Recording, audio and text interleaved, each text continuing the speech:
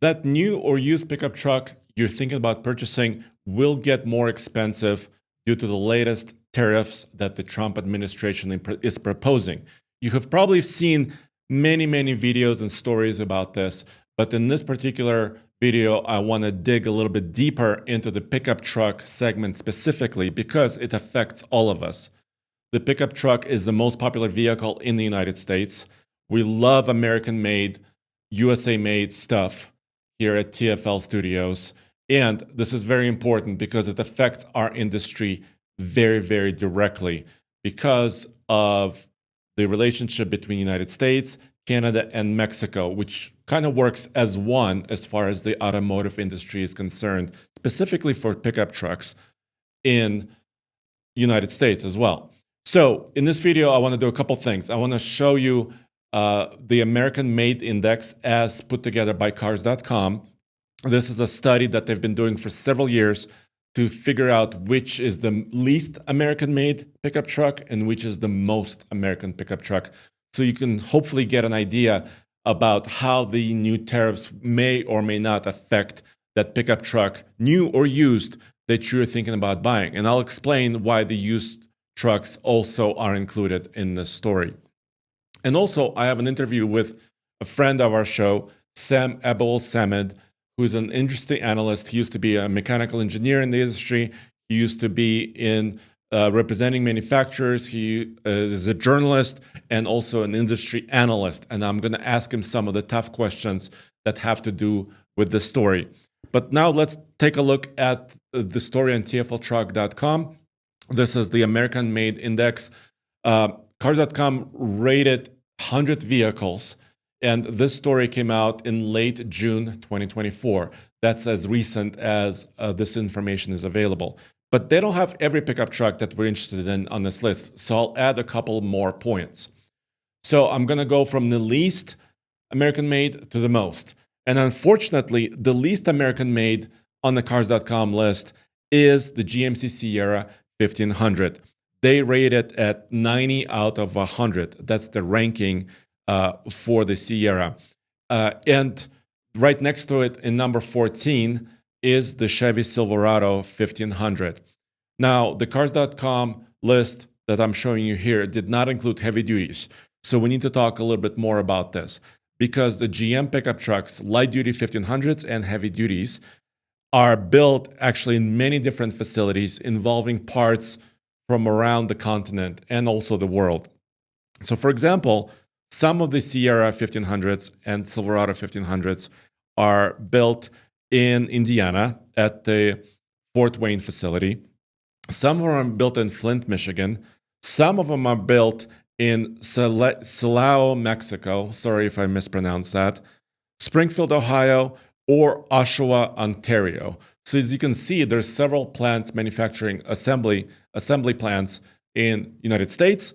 There's at least one in Canada and one in Mexico.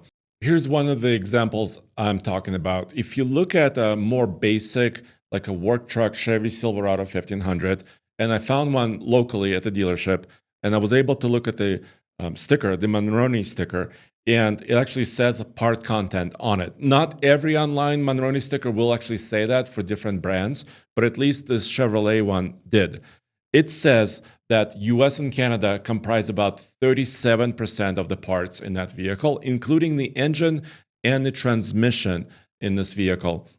But 37% of parts come from Mexico, and it's actually built, at least the truck I was looking at, that particular one was built in Silao, Mexico, and it's on sale here near Denver, Colorado. By the way, 37% US, Canada, and 37% Mexico adds up to 74. So where do the other 26% of the parts come from? Well, I would call it undisclosed for this one. And I was looking into the Cars.com story as well. And a lot of the supply chain is actually undisclosed for many of these manufacturers and vehicles because it's also a competitive advantage. They don't want everybody, all of their competitors, to know exactly where they're sourcing some of their parts and how they're building certain vehicles like these pickup trucks. So now let's go to number question mark on my list, which is a Toyota Tacoma. Toyota Tacoma is the most popular pickup truck in United States. A couple years ago, before the new one came out, they sold approximately almost 250,000 vehicles, Tacomas, in the United States in 1 year. They were actually down slightly in 2024 because of the new changeover of the new generation. But every new Tacoma is now built in Mexico. They actually have two plants, one in Baja California and the other one also in Mexico. So two facilities, two assembly plants. And actually, the interesting part about the Tacoma is that a lot of the components in the Tacoma are actually built in the United States. For example, the engine, the new 2.4 liter turbocharged straight four engine is built in the US. And then those engines, powertrains, are shipped down to facilities in Mexico. That's where they're put together. And stay tuned just a little bit more to the end of this video, where I actually interview Sam, the analyst, and I asked him the question, is it true that some parts travel across borders multiple times? Sometimes up to 8 times a particular component can actually travel between the US, Mexico, and or Canada. So it can accumulate that tariff, the 25% tariff, many, many times over and over and over again.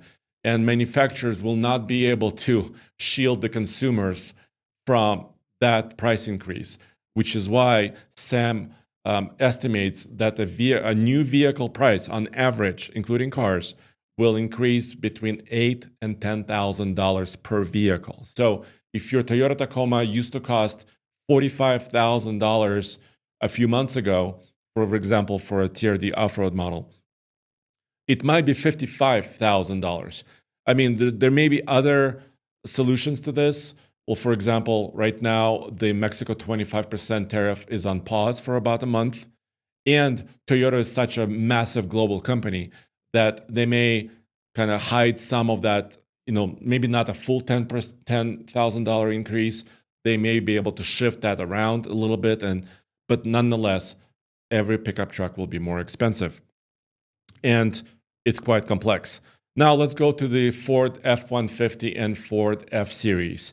On this list, it's at number 13. It's ranked 75th out of 100 for on the American Made Index at cars.com, specifically the hybrid. So the more complicated the powertrain, the more suppliers you need to build it.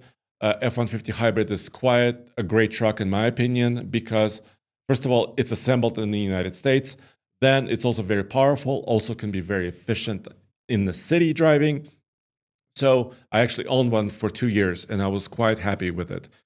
It's built in Dearborn, Michigan, but it's not ranked very highly on the index because even though the EcoBoost engines come from the United States and some of the other powertrain components come from the United States, a lot of smaller items, smaller components, there could be up to 30,000 components in the new vehicle, come from elsewhere. So on this index, it's not very high. It's ranked 75th out of 100. So that's a challenge because Ford sells almost 500,000 F-150s a year.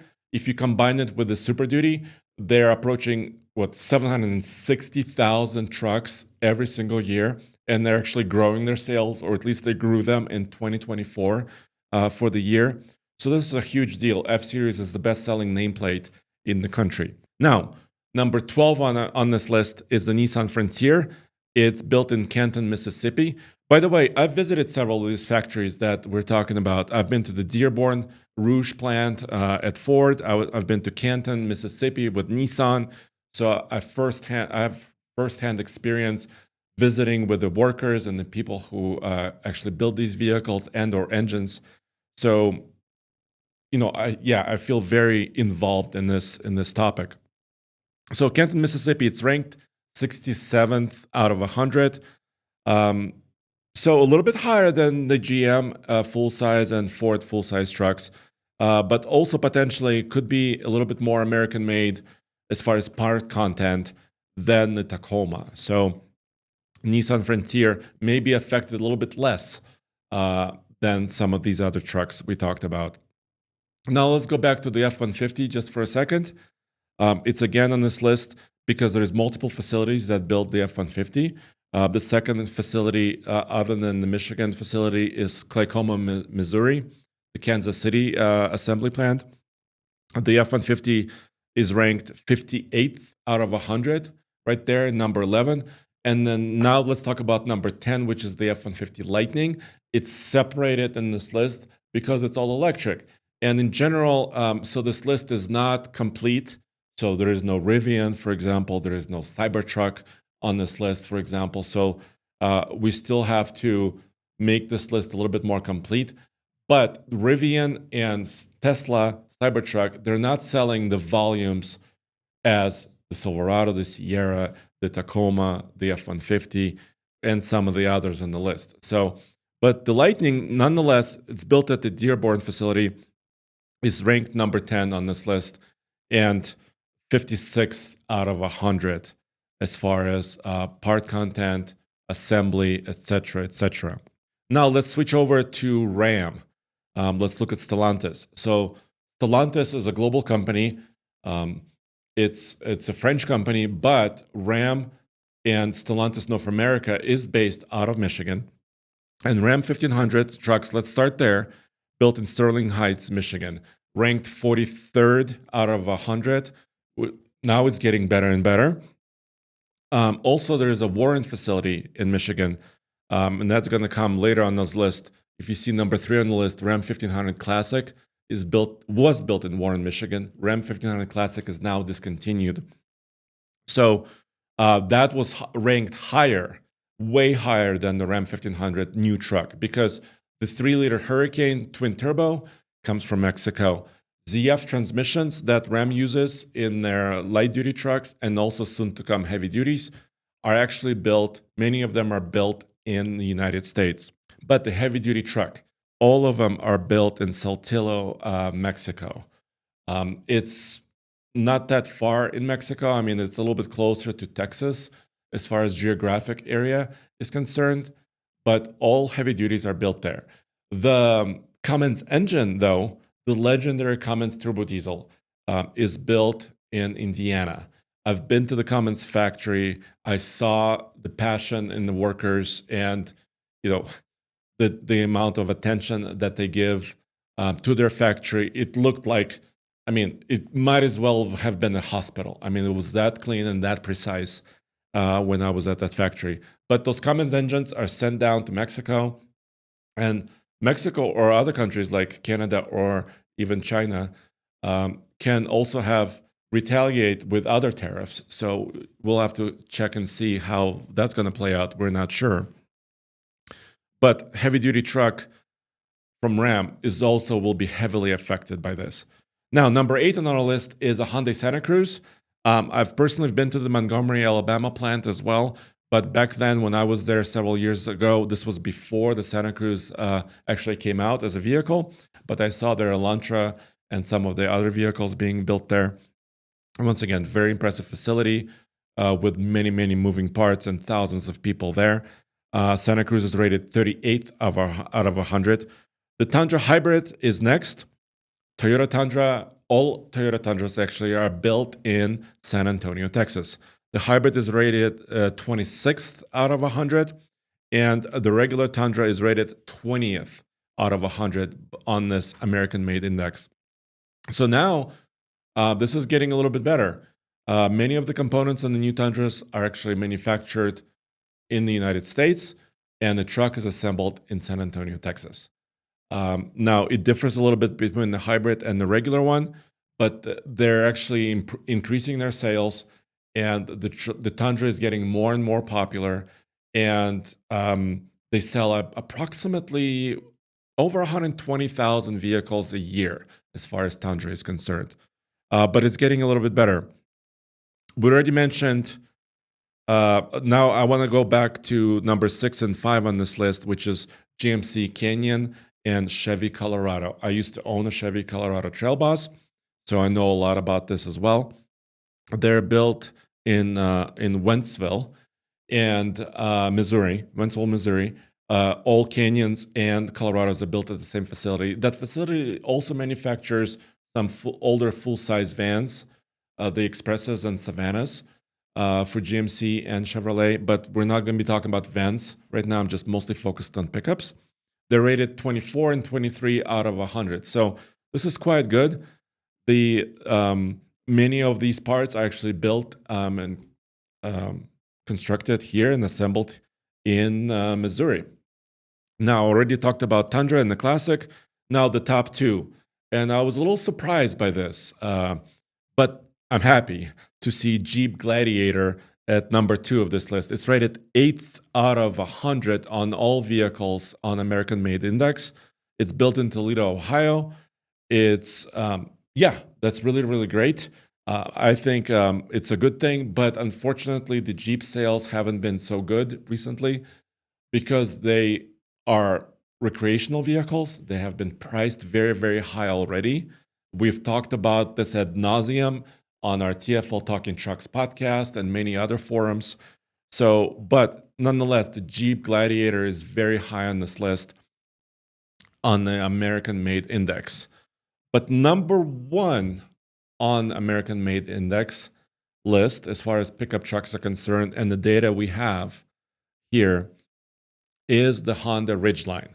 Some of you say the Honda Ridgeline is not even a pickup truck because it has more of a unibody subframe structure, and the bed is kind of one piece with the cab. There's not a separation between the bed and the cab on this particular pickup. But nonetheless, it has a bed. It can tow up to 5,000 pounds, so it's quite useful. It's very comfortable because it has a large cabin for a mid-size pickup truck, very comfortable suspension. And it's number 1 on this list. It's built in Lincoln, Alabama, and number 6 out of 100 overall. So that's a little bit surprising. So if you're buying a Ridgeline, its price may not be affected as heavily as a GM heavy-duty or full-size trucks, or Ford full-size trucks or heavy-duty trucks, or Rams, for example, or even Toyotas, for example. So I hope you're finding this interesting. Now, let me switch over to the interview I did with Sam. Let's see what the industry analyst expert has to say. Hey, Sam, I really appreciate you joining this particular story. I've known you for several years, and you are the automotive industry analyst, so I really appreciate your time. My pleasure, Andre. It's always good to talk to you. Yeah, I was just listening to your Wheel Bearings podcast, and where else do you work, or where else do you publish? So my primary job is I'm vice president of market research for Telemetry Insights. I also write some stuff on Forbes. I write some stuff for the Utopian, and sometimes other publications as well. Yeah, I appreciate it. So this particular story is focused on pickup trucks. That's kind of what I do on a daily basis. Giant SUVs, 3-row SUVs, and pickup trucks. So I wanted to focus this part of our conversation specific to that, the pickup truck market. So a very simple from the top. Will tariffs on Mexico products and Canada products affect pickup truck pricing? Yeah, almost certainly. Because what tariffs are is a tax on imports. When any goods or services cross the border from one country into another, whatever company is bringing that product in to the country is going to pay that tax. And depending on how high that level of tax is, if it's a relatively modest tax, if it's a couple of percent, they might absorb some of that cost. If it's something like 25%, for the auto industry, the average profit margins for automakers is usually somewhere around 6 to 8%. So they don't have the margin to be able to absorb a 25% price increase.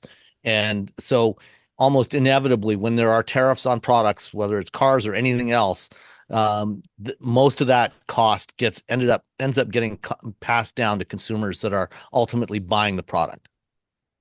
And so I just went over the American Made Index, right? Mm-hmm. Because this is quite complex. It's basically a tapestry.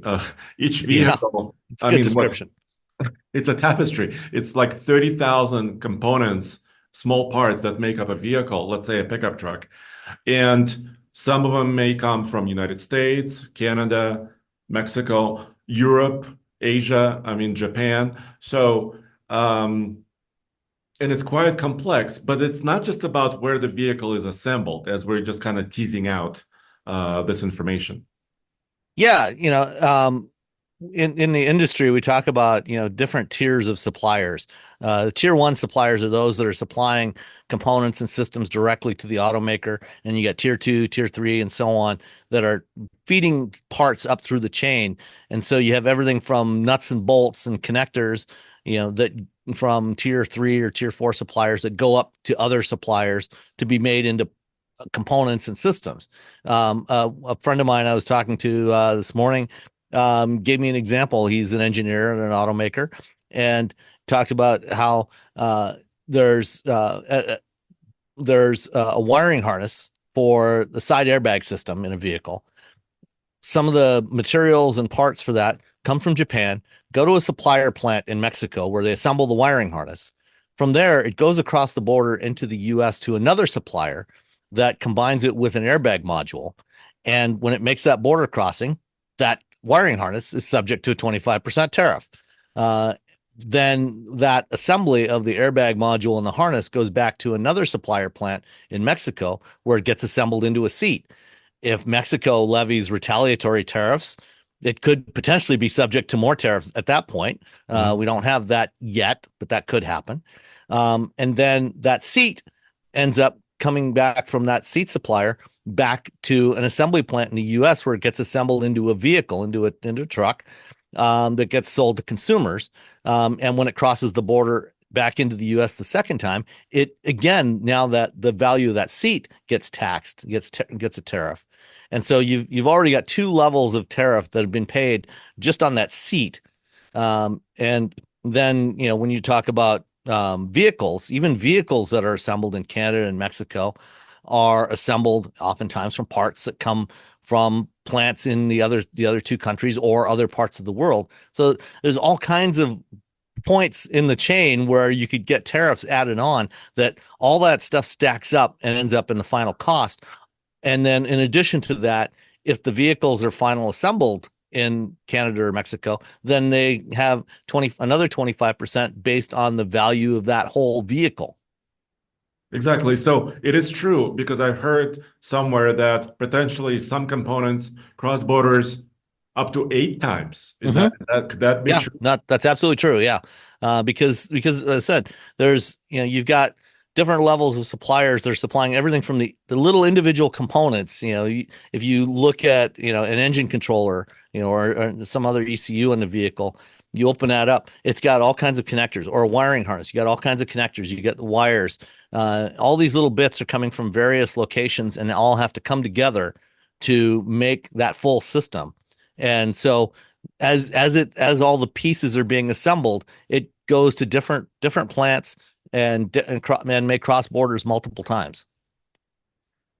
That's quite interesting. Now I want to talk a little bit more about how it could affect jobs, right? You have a little article you wrote about this. Can you speak to that a little bit more? Yeah, so I've been doing some calculations. I mean, my job as an analyst, part of what I do is forecasting, and looking at the scope of these tariffs. I'm projecting that if the tariffs go into effect tomorrow, as we're recording this, if they remain in effect for the whole year, we could potentially, because of the increased cost of vehicles, that could, the cost of the average cost of vehicles, you mentioned, $48,000 is the current average transaction price for new vehicles. The tariff is going to be on the wholesale price of that. So let's say $40,000. You're looking at $8,000 to $10,000 in additional costs that's being added to that vehicle that is going to be borne by consumers. So that $48,000 vehicle suddenly becomes a $58,000 vehicle. And affordability is already an issue. We've got high interest rates, and the Fed has said they're not planning to lower interest rates anytime soon. So that means that affordability is going to get much worse. A lot of people are not going to be able to afford to buy new cars, and we could potentially see a drop in sales in the U.S. This year, because of the increased cost of vehicles. And so as it as all the pieces are being assembled, it goes to different plants and different of up to 2 million vehicles, from about 16 million in 2024 down to maybe around 14 million. And if that happens, automakers are going to cut production. They're not going to want an extra 2 million vehicles that are more expensive sitting on their lots. So they're going to cut production just as they did in 22, 23 when we had chip shortages and other supply shortages. So when they cut production, there's going to be layoffs. And there's about according to the Bureau of Labor Statistics, in 2023, it was 4.4 million people that were employed by the auto industry, at about a million or so at manufacturers, plus another couple of million at dealers, in retail and sales and service.